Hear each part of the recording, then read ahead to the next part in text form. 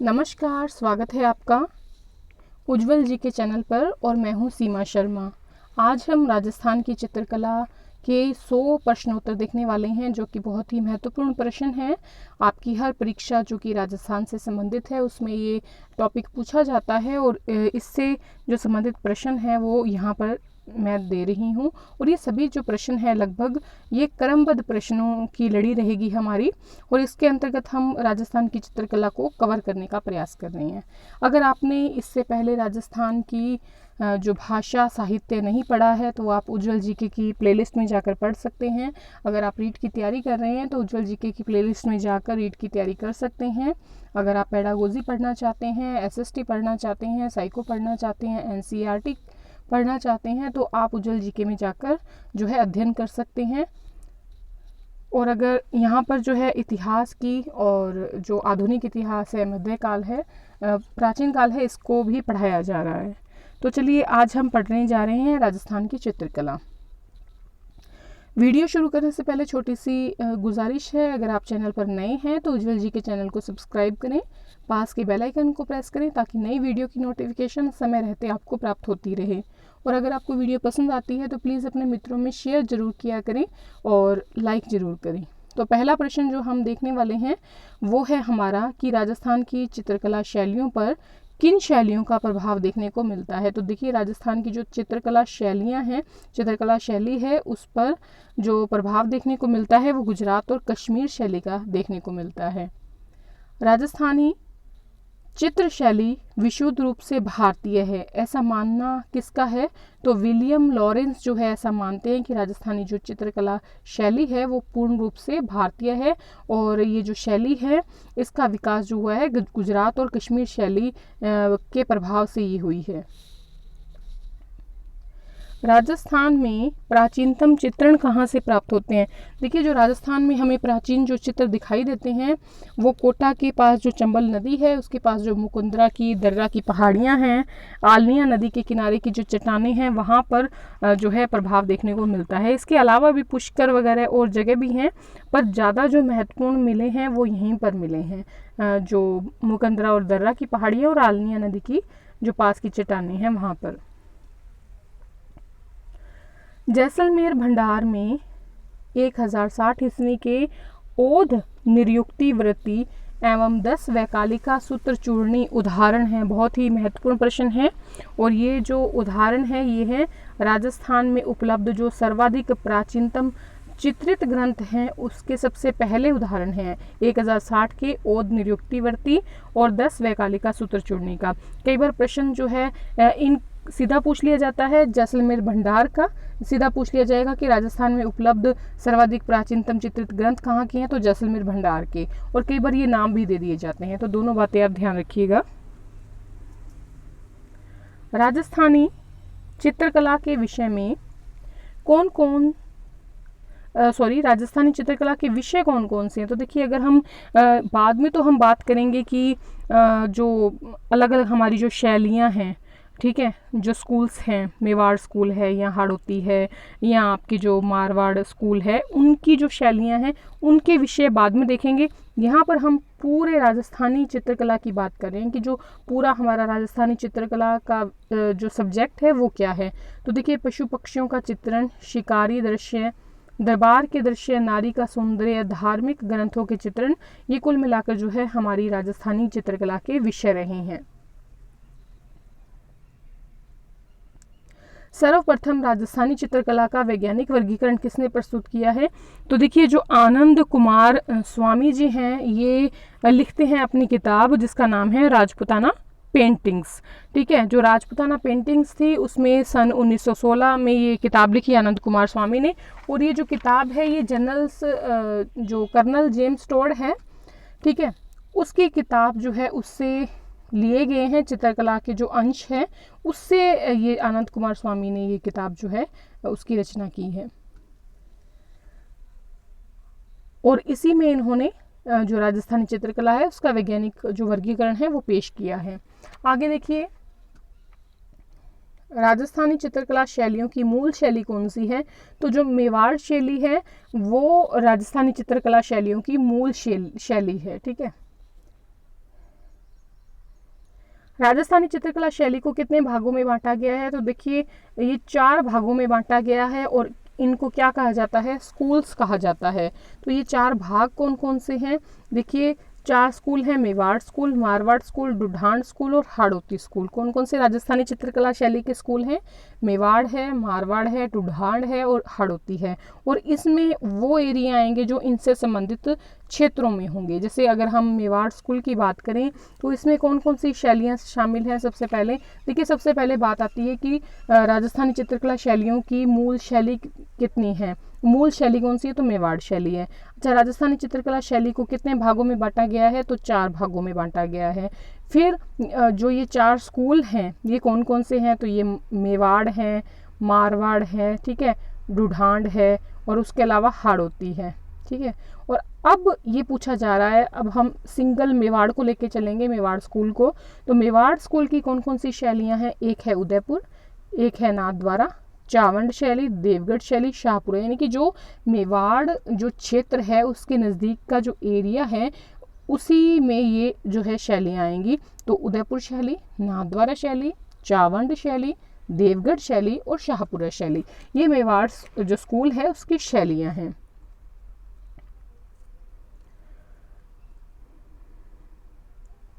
अब आता है मारवाड़ स्कूल में कौन कौन सी शैलियाँ शामिल हैं। अब देखिए जो मारवाड़ के एरिया के आसपास का क्षेत्र जो होगा वो मारवाड़ स्कूल की शैलियों के अंतर्गत होगा। जैसे कि जोधपुर जो है मारवाड़ का एरिया है, बीकानेर है, जैसलमेर है, नागौर है, किशनगढ़ है। तो यही सारी जो शैलियाँ हैं ये मारवाड़ स्कूल की शैलियाँ हैं। तो मारवाड़ स्कूल में कौन कौन सी शैलियाँ हैं? तो जोधपुर है, बीकानेर है, जैसलमेर है, नागौर है और किशनगढ़ है। सबसे पहले था कि राजस्थानी चित्रकला शैली कितने भागों में बांटी गई है? तो 4 भागों में, यानी कि 4 स्कूलों में बांटी गई है, मेवाड़, मारवाड़, ढूढ़ान, हाड़ौती। फिर मेवाड़ में हमने देखा कि उदयपुर शैली है, नाथद्वारा है, चावंड है, देवगढ़ है और शाहपुरा है। अब हम मारवाड़ की बात करें, इसमें है जोधपुर, बीकानेर, जैसलमेर, नागौर और किशनगढ़, ठीक है। आगे ढूढ़ान स्कूल में कौन कौन सी शैलियाँ शामिल है? तो देखिए ढूढ़ान आपको पता ही है, नाम जयपुर से नाम लिया जाता है तो जयपुर शैली इसके अंतर्गत आएगी। आमेर भी उसके पास ही है।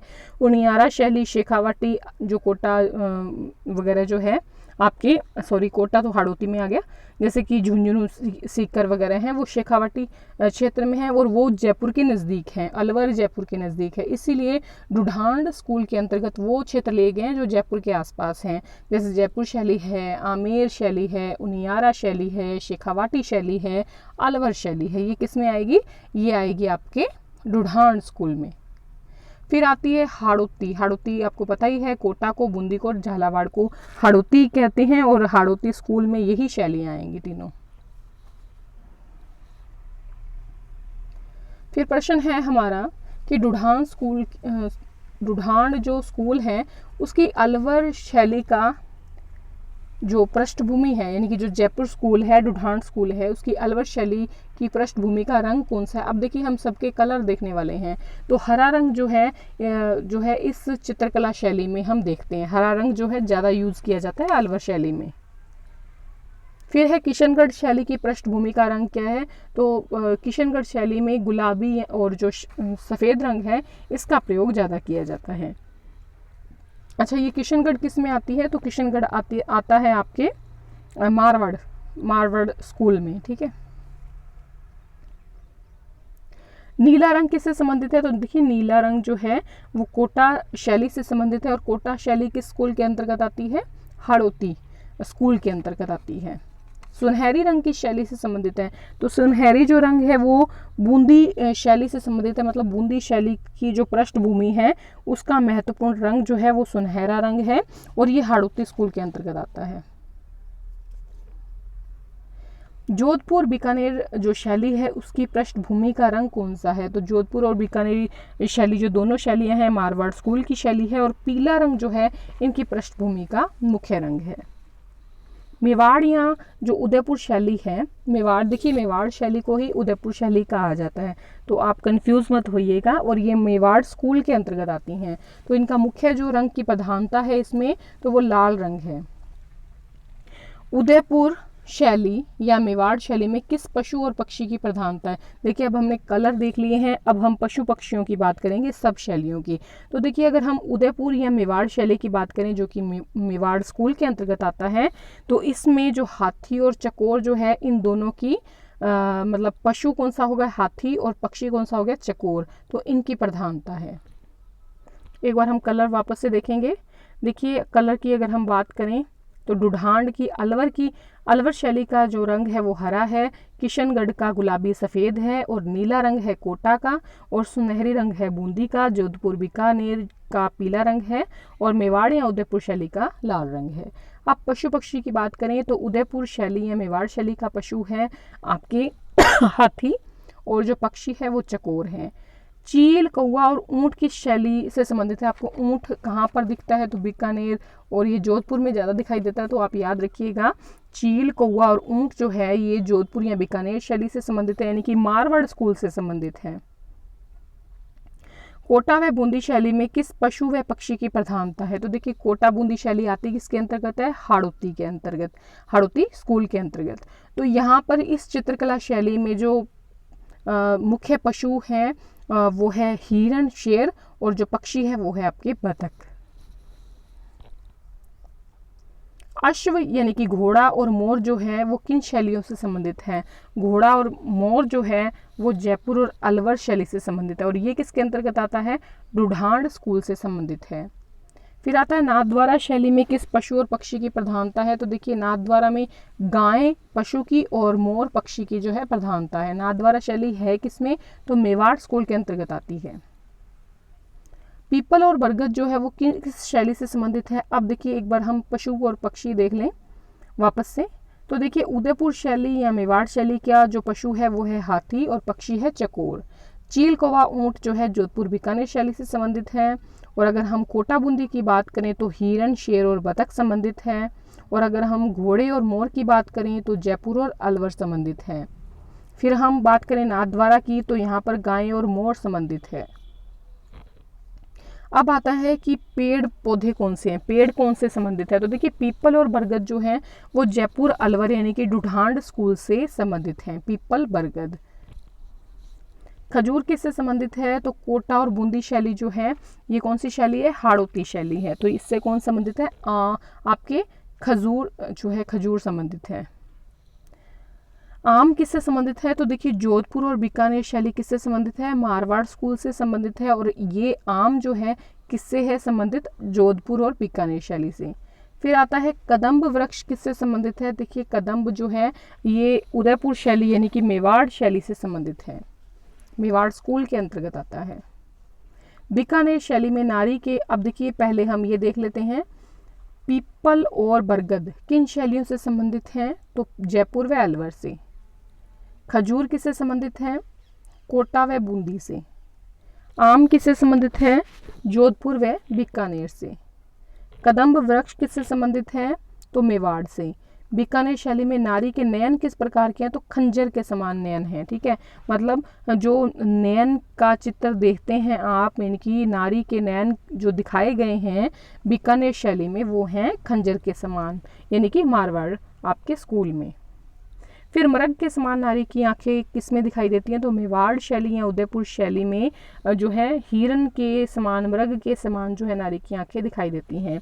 कोटा और बूंदी यानी कि आपके हाड़ौती स्कूल में नारी के नयन किस प्रकार के दिखाए गए हैं, आम्रपर्ण के दिखाए गए हैं, आम के पत्ते के।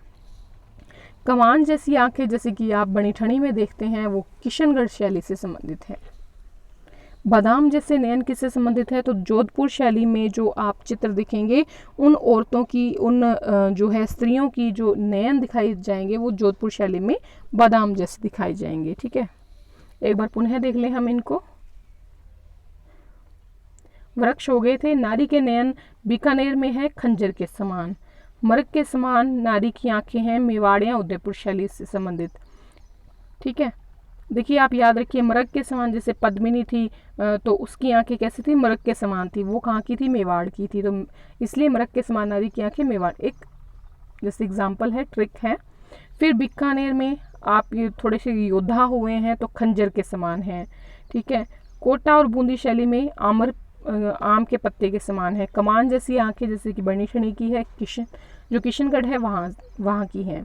बादाम जैसे नयन जोधपुर शैली से संबंधित है। अब आते हैं हम मेवाड़ शैली की तरफ। तो देखिए मेवाड़ शैली का प्रारंभिक विकास जो हुआ है वो किसके काल में हुआ है? तो देखिए जो मेवाड़ शैली का प्रारंभिक आपको विकास देखने को मिलेगा कुंभा के टाइम में मिलेगा।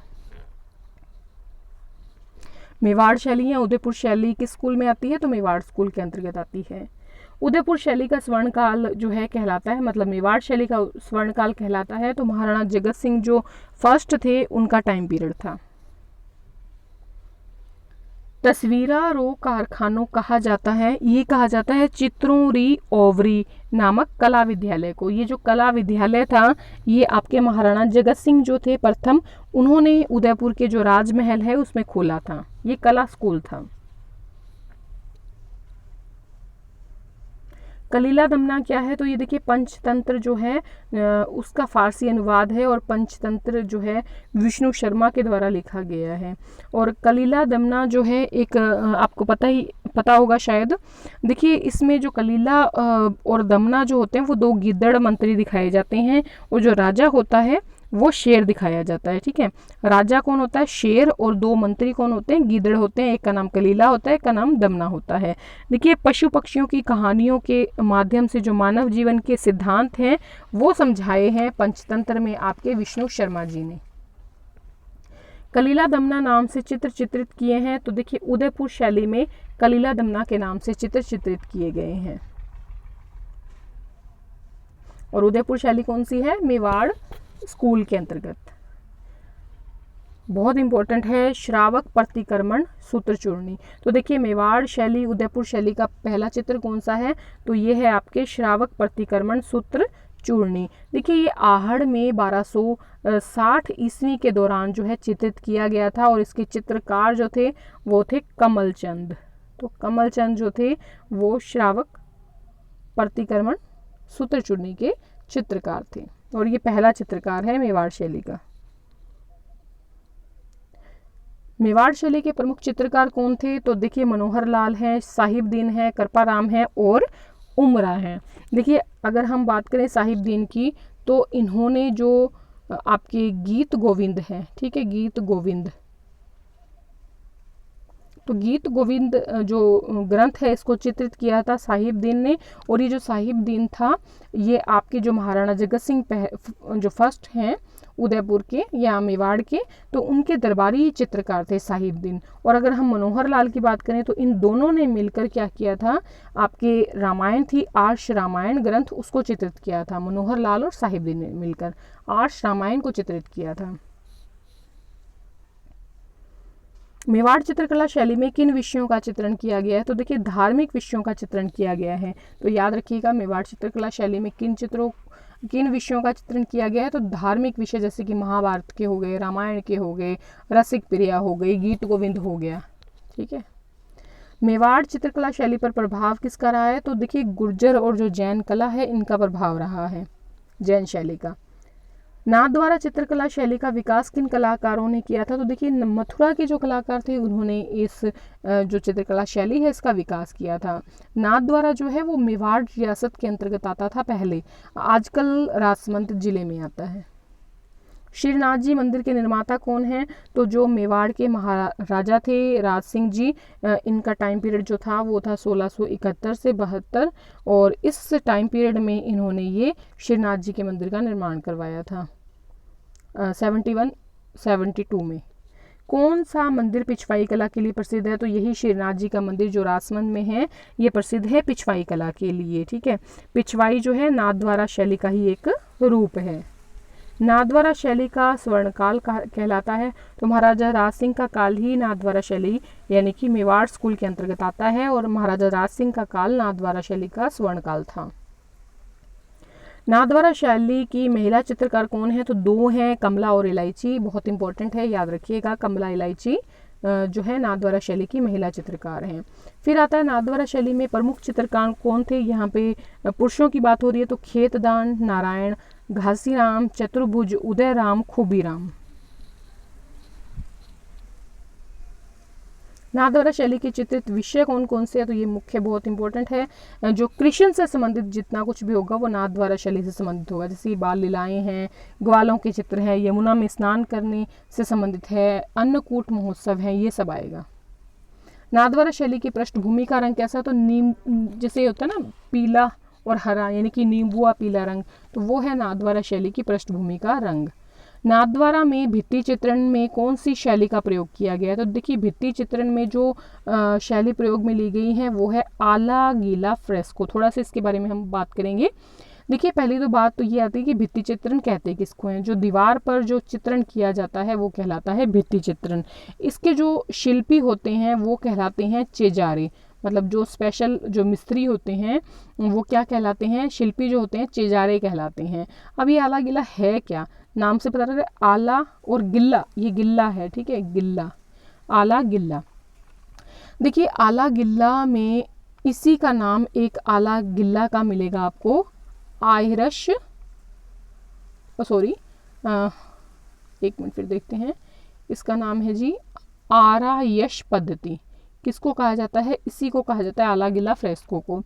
देखिए जो आला गिल्ला है इसके अंदर क्या किया जाता है, ताजी जो प्लस्तर की हुई नम दीवार होती है, जो गीली दीवार होती है, उस पर चित्रण किया जाता है और इसको जो है फ्रेस्को बुनो भी कहा जाता है। क्या कहा जाता है, इसको आप कह सकते हैं फ्रेस्को बुनो, ठीक है, फ्रेस्को बुनो कहा जाता है आला गिल्ला फ्रेस्को को। आला गिल्ला हम यहाँ पर राजस्थानी में नाम दे देते हैं, वैसे इसका नाम है फ्रेस्को बुनो। और ये ताजी जो प्लस्तर की हुई जो नम दीवार होती है उस पर चित्रण किया जाता है। अकबर लेकर आए थे इटली से ये वाली। और एक आती है आपके इसके अलावा फ्रेस्को सेको चित्रण, सेको चित्रण। अभी जो फ्रेस्को सेको चित्रण होता है, सेक से आप समझ सकते हो जो गर्म कर दिया, सेक दिया गया, यानी कि जो प्लास्टर किया गया है वो मिट्टी पूरी तरह सूख जाती थी, फिर उसके ऊपर चित्रण किया जाता था। तो ये पद्धति जो थी ये कहलाती थी फ्रेस्को सेको चित्रण। मतलब जो गीली मिट्टी पे किया जाता था वो आला गिला, और जो पकी हुई मिट्टी पर चित्रण किया जाता था वो फ्रेस्को सेको। और ये जो आपके आला गिला फ्रेस्को है इसी का नाम एक तो है आरायश पद्धति, और जो शेखावाटी क्षेत्र है वहां पर इसको कहा जाता है पणा। तो ये सारी बातें इंपॉर्टेंट है, कुछ भी भूलिएगा नहीं, याद रखिएगा। बीकानेर में भित्ति चित्रण का कार्य किन कलाकारों ने किया है, तो जो उस्ता कलाकार हैं, उस्ता चित्रकार हैं, उन्होंने जो है भित्ति चित्रण किया है कहाँ पर, बीकानेर में, और उनको कहा जाता है उस्ताद, ठीक है।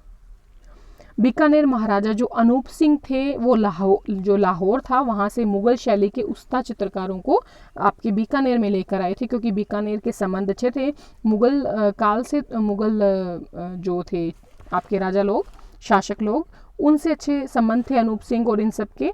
तो ये लाहौर से मुगल शैली के उस्ता चित्रकारों को बीकानेर लेकर आए थे। एक यहाँ पर ना बीकानेर में एक जाति है जिसका नाम है मथैरन जाति। तो ये जो मथैरन जाति है ये भी भित्ति चित्रण में बीकानेर में सिद्धहस्त है। तो ये सभी बातें याद रखिएगा। राजस्थान में भित्ति चित्रण की दृष्टि से सर्वाधिक विकसित रियासतें कौन सी हैं, तो कोटा बूंदी में सबसे अच्छी सर्वाधिक विकसित रियासत है भित्ति चित्रण के मामले में। लोक जीवन की झांकी कहाँ के भित्ति चित्रों में देखने को मिलती है, बहुत इंपॉर्टेंट है, तो ये शेखावाटी में देखने को मिलती है लोक जीवन की झांकी। बलखाती बालों की लट का एक और अंकन स्त्री चित्रण में कहाँ की विशेषता है, बहुत ही इंपॉर्टेंट है, तो ये है आपके शेखावाटी भित्ति चित्रण में। बलखाती बालों की लट का एक तरफ अंकन किया जाता है भित्ति चित्रण में, तो ये शेखावाटी भित्ति चित्रण की प्रमुख विशेषता है। आगे है बणी ठणी, किसके द्वारा चित्रित है, तो जो निहाल चंद जी थे, मोरध्वज निहाल चंद, इनके द्वारा जो है चित्रित है सॉरी। और ये देखिए जो निहाल चंद था ये सावंत सिंह राठौड़ जो है उसका दरबारी था, और ये जो सावंत सिंह है इसी का नाम आप देखने को आपको मिलेगा नागरीदास, ठीक है, नागरीदास। और इन्होंने नागरीदास समुच्चय काव्य भी लिखा है। ये नागरीदास कब बने, जब ये वृंदावन चले गए अपने अंतिम समय में, तब ये जो है इन्होंने सारा कुछ राजपाट छोड़ दिया, राजपाट, और ये वृंदावन में जाके इन्होंने नाम चेंज कर लिया, नागरीदास बन गए। वहाँ पर नागरी जो समुच्चय है वो लिखा था इन्होंने। बड़ी ठनी पर सरकार द्वारा 1973 में कितने पैसे का डाक टिकट जारी किया गया है? तो 20 पैसे का टिकट जारी किया गया है। बड़ी ठनी चित्र को मोनालिसा नाम दिया है तो एरिक डिक्सन जो है, काफ़ी महत्वपूर्ण है क्वेश्चन, तो मोनालिसा नाम एरिक डिक्सन ने दिया है और इन्होंने ही अंतर्राष्ट्रीय ख्याति दिलवाई है, एरिक डिक्सन ने और फयाज अली ने। वेसरी किसको कहते हैं? बहुत इंपॉर्टेंट है। देखिए जो आप बड़ी ठनी की फोटो देखते हैं, जो पिक्चर इमेज देखते हैं, उसमें जो वो नाक में आभूषण पहनती है उसी को वेसरी कहते हैं। तो किशनगढ़ शैली में प्रयुक्त नाक का जो आभूषण है वो वेसरी कहलाता है। बहुत से जो आरपीएससी के एग्जाम है उसमें पूछा गया है वेसरी। किस शैली में चित्रकार चित्र के नीचे अपने हस्ताक्षर और तिथि अंकित करते हैं? इंपॉर्टेंट है ये भी। तो देखिए जो चित्रकार हैं चित्र बनाकर फिर हस्ताक्षर और तिथि अंकित करते हैं बीकानेर चित्रकला शैली में। देखिए ये जो बीकानेर चित्रकला शैली है मुगल शैली से प्रभावित रही है। और अगर हम बात करें कि बीकानेर चित्रकला शैली का जो स्वर्णकाल है वो किस महाराजा का रहा है? तो अनूप सिंह का रहा है। आला गिल्ला कारीगरी को भारत कौन लेकर आया था? अकबर लेकर आए थे इटली से। बीकानेर चित्रकला शैली का प्रयोग किस किस कला में किया गया? तो ये जो चित्रकला शैली है इसका प्रयोग किया गया है आला गिल्ला कारीगरी में। कास्ट यानी कि जो लकड़ी पर चित्रांकन किया जाता है। मथेरन कला, ये भी एक तरह की भित्ति कला है, मथेरन जाति की द्वारा की जाती है। उस्ता कला जो कि हमने भी नाम लिया है, ठीक है। आगे ये जो हम पढ़ेंगे लोक कलाएं और वो उन सब में भी हम ये इसकी बात करेंगे उस्ता कला की। तो देखिए बीकानेर चित्रकला शैली का इन कलाओं में प्रयोग किया गया है। राजस्थान की एकमात्र शैली जिस पर किसी अन्य शैली का प्रभाव नहीं पड़ा, बहुत इंपॉर्टेंट प्रश्न है। तो जैसलमेर चित्रकला शैली है, ये इस पर किसी का प्रभाव नहीं पड़ा, नहीं तो जितनी भी शैलियाँ हैं उन पर किसी न किसी जो है उसका प्रभाव पड़ा है, किसी न किसी शैली का। जैसलमेर शैली का प्रसिद्ध चित्र कौन सा है? मूमल है, ठीक है। देखिए और ये जो मूमल है ये मांड की मोना जो लिसा है वो कहलाती है, मांड की मोनालिसा कहलाती है।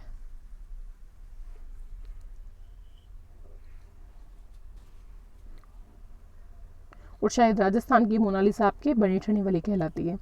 जोधपुर शैली का स्वर्णकाल है, तो जोधपुर देखिए शैली का स्वर्णकाल जो था वो था आपके जसवंत सिंह प्रथम का काल। अगर प्रारंभिक विकास देखें तो वो राव मालदेव के टाइम में हुआ था। मालदेव आपको याद ही होंगे, 52 युद्ध इन्होंने जीते थे, 52 युद्धों के विजेता थे राव मालदेव।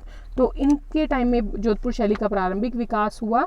और देखिए इसमें लोक गाथाओं का चित्रण हुआ है। जोधपुर शैली की विशेषता ये है कि यहाँ पर लोक गाथाओं का चित्रण हुआ है। किशनगढ़ शैली का मुख्य विषय क्या रहा है? तो देखिए बनी ठनी है, वो भी नारी है, तो नारी सौंदर्य का चित्रण हुआ है। बीकानेर शैली का स्वर्णकाल कहलाता है, तो महाराजा अनूप सिंह का जो काल था वो ही आपके बीकानेर शैली का स्वर्णकाल कहलाता है। बीकानेर शैली में चित्रण का विषय क्या था? तो देखिए बीकानेर शैली में चित्रण का जो विषय रहा है वो दरबार के दृश्य रहे हैं, बादल के दृश्य रहे हैं। जैसलमेर शैली का स्वर्णकाल कहलाता है, तो अक्षयराज जो भाटी थे उनका टाइम पीरियड जैसलमेर शैली का स्वर्णकाल कहलाता है। नागौर शैली में किसकी प्रधानता रही है? तो देखिए नागौर शैली में हल्के और जो बुझे हुए रंग हैं उनका प्रयोग किया गया है और धार्मिक चित्रण जो है वो किया गया है। सभी रंगों का संयोजन किस शैली में देखने को मिलता है? जो अजमेर शैली है इसमें सभी रंगों का संयोजन आपको देखने को मिलेगा। और जो गरीबों के घर होंगे उन पर भी ये जो शैली है इसके चित्र बने हुए हैं। काम शास्त्र पर आधारित चित्र या वैश्या या गणिकाओं के चित्र किस शैली में बने हैं? तो एक टाइम पीरियड था, उस टाइम पीरियड में अलवर शैली में ये चित्र बने थे। डुढांड स्कूल के अंतर्गत आती है आपकी अलवर शैली। ये भी इंपॉर्टेंट है प्रश्न। हाथी दांत की प्लेटों पर चित्रकारी का कार्य किसके द्वारा किया गया? बहुत ही इंपॉर्टेंट है, मूलचंद के द्वारा किया गया और ये अलवर शैली में किया गया है, ठीक है। अलवर शैली में मूलचंद जो थे उनके द्वारा किया गया है। बॉर्डर पर जो ये बॉर्डर होता है इस बॉर्डर पर सूक्ष्म चित्रण जिसे कि बसलो चित्रण भी कहा जाता है। और साथ ही जो योगासन है वो किस शैली का विषय है? तो ये अलवर शैली का विषय है, या उसकी मतलब कह सकते हैं कि विशेषता है, प्रमुखता है। अलवर शैली का स्वर्णकाल जो है वो विनय सिंह का टाइम पीरियड है। देखिए जो आपकी अलवर शैली जो देखने को मिलती है इस पर ईरानी का और साथ ही जो मुगल हैं और जो जयपुर शैली है इन तीनों का आपको प्रभाव देखने को मिलेगा अलवर चित्रकला शैली में। अलवर चित्रकला शैली के चित्रकारों गुलाम अली व बलदेव द्वारा किस ग्रंथ का चित्रण किया गया? बहुत इंपॉर्टेंट है, गुलिस्तां का जो चित्रण है ग्रंथ का चित्रण किया गया था, ठीक है, गुलाम अली के द्वारा और बलदेव के द्वारा।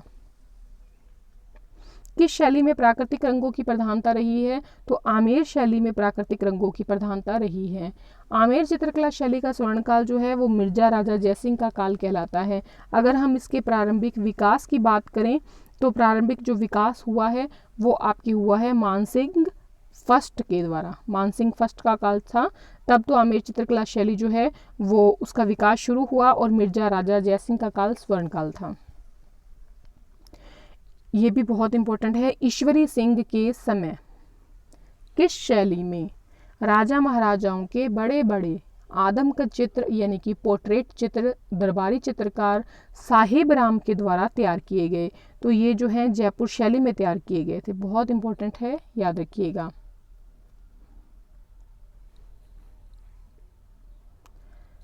जयपुर शैली का स्वर्णकाल जो है वो कहलाता है सवाई प्रताप सिंह का काल। और अगर प्रारंभिक विकास देखें जयपुर शैली का, चित्रकला शैली का, तो सवाई जयसिंह के समय में शुरू हुई थी, विकास हुआ था और प्रताप सिंह के टाइम में स्वर्णकाल में पहुंच गई थी, अपने उच्चतम काल में पहुंच गई थी। रसिक प्रिया किस शैली का प्रमुख विषय है? तो उनियारा शैली का प्रमुख विषय है। देखिए जो उनियारा शैली है इसमें आपको जयपुर जो शैली है और जो बूंदी शैली है इन दोनों का प्रभाव देखने को मिलेगा। कौन सी शैली, अच्छा ये जो रसिक प्रिया है ये ग्रंथ किसका है? तो ये देखिए केशव का ग्रंथ है, कवि केशव का। कौन सी शैली में भित्ति चित्रण करने वाले चित्रकार चेजारे कहलाते हैं? पहले भी मैंने बताया है। तो देखिए जो शेखावाटी शैली है इसमें जो चित्रकार होते हैं वो चेजारे कहलाते हैं। ये शैली है आपकी शेखावाटी शैली, ये हवेलियों के भित्ति चित्रण की दृष्टि से समृद्ध मानी गई है। किस शैली के भित्ति चित्रकार अपने चित्रों पर अपना नाम और तिथि अंकित करवाते हैं? देखिए यहाँ पर भित्ति चित्रकारी की बात हो रही है, तो भित्ति चित्रकारी पर अपने नाम और तिथि अंकित करवाते हैं शेखावाटी शैली के। और अगर हम बात करें बीकानेर की, तो बीकानेर के जो चित्रकार हैं वो चित्र के नीचे अपने जो हस्ताक्षर हैं और जो तिथि है वो अंकित करते हैं। यहाँ पर भित्ति चित्रकारी की बात हो रही है, तो यहाँ पर वो चित्र जो है अपने चित्रों पर अपना नाम और तिथि अंकित करते हैं। तो ये जो शैली है शेखावाटी शैली, ये हवेलियों के भित्ति चित्रण की दृष्टि से समृद्ध शैली है, ठीक है। राजस्थानी विचारधारा की शैली प्राचीन विचारधारा की शैली कहलाती है, तो ये कहलाती है आपके बूंदी शैली। किशनगढ़ शैली के बाद राज्य की दूसरी सर्वश्रेष्ठ शैली कौन सी है? तो बूंदी शैली। पहले नंबर पे आपकी किशनगढ़ शैली आती है और दूसरे नंबर पे आपके बूंदी शैली आती है। बूंदी शैली का जो स्वर्ण काल है, गोल्डन पीरियड है, ये माना जाता है। सुरजनहाड़ा का जो टाइम पीरियड है वो माना जाता है स्वर्ण काल। बूंदी शैली के अंतर्गत बूंदी में स्थित जो चित्रशाला है जिसका निर्माण उमेश सिंह हाड़ा ने करवाया था, ये कहलाता है, तो ये भित्ति चित्रों का स्वर्ग कहलाता है। बहुत ही इंपॉर्टेंट है, याद रखिएगा कि बूंदी शैली के अंतर्गत बूंदी में स्थित चित्रशाला जिसका निर्माण राव उमेद सिंह हाड़ा ने करवाया, वो क्या कहलाता है? तो वो भित्ति चित्रों का स्वर्ग कहलाता है। बूंदी शैली की प्रमुख विशेषता क्या है? ये भी बहुत इंपॉर्टेंट है। तो पशु पक्षियों का चित्रण इसमें किया गया है। शिकारी दृश्यों का चित्रण किस शैली की प्रधानता है? तो शिकारी दृश्य कोटा शैली की प्रधानता है। राज्य की एकमात्र शैली जिसमें नारियों को शिकार करते हुए दिखाया गया है, तो ये कोटा शैली है। देखिए ये प्रश्न सभी जो हैं ये इंपॉर्टेंट है, सभी याद रखिएगा, एक बार रिवीजन और ले लीजिएगा। राज्य की एकमात्र शैली जिसमें नारियों का शिकार करते दिखाया गया है कोटा शैली है। कोटा शैली का सबसे बड़ा चित्र बहुत इंपॉर्टेंट है, सबसे बड़ा चित्र रागमाला सेट जो कि 1768 में बनाया गया था। इसके चित्रकार कौन है? तो इसके चित्रकार जो है डालू हैं और जो महाराजा थे गुमान सिंह के टाइम पीरियड में ये रागमाला सेट बनाया गया था कोटा शैली में। राजस्थानी चित्रकला शैलियों में किस पक्षी की प्रधानता रही है? तो मोर की रही है। राजस्थानी चित्रकला शैलियों में किन रंगों का सबसे ज़्यादा प्रयोग हुआ है? तो चित्रकला शैली जो राजस्थानी चित्रकला है तो उसमें लाल और पीले रंग का जो है अधिक हुआ है प्रयोग। आधुनिक चित्रकला का जनक कहते हैं गोवर्धन लाल बाबा को। ठीक है, इन्होंने जो भीली जीवन है, भीलों का जीवन, और उसको अपना मुख्य विषय बनाया हुआ है, और इनका जन्म जो हुआ है वो कांकरोली राजसमंद में हुआ है। राजस्थान में एकल चित्रण प्रणाली की परंपरा किसने शुरू की थी? तो देखिए राम गोपाल विजयवर्गीय जो है, इनका जन्म सवाई माधोपुर के बालोर में हुआ था, बालेर में, और इन्होंने एकल चित्रण प्रणाली की जो है शुरुआत की है। प्रमुख चित्रकला संग्रहालय देख लेते हैं। पोथीखाना जयपुर में है, जैन भंडार जैसलमेर में है, पुस्तक या मान प्रकाश ये जोधपुर में है, सरस्वती भंडार उदयपुर में है। भीलों का चितेरा किसे कहते हैं? मतलब भीलों के चित्रण को मैंने आपको बताया था अभी, गोवर्धन लाल बाबा को कहा जाता है। ब्लू पाटरी का जो जादूगर है वो कहलाता है कृपाल सिंह शेखावत कहलाता है। देखिए इनका जन्म जो हुआ है वो सीकर में हुआ है, और सीकर के मऊ में हुआ है, और इनको पद्मश्री जो है 1974 में दिया गया था, कृपाल सिंह शेखावत को। तो इस प्रकार से आज हमारे 100 प्रश्न यहीं पूरे होते हैं। अगली वीडियो लेकर आते हैं जल्दी। धन्यवाद। अपने मित्रों में शेयर जरूर करें प्लीज़। Thank you.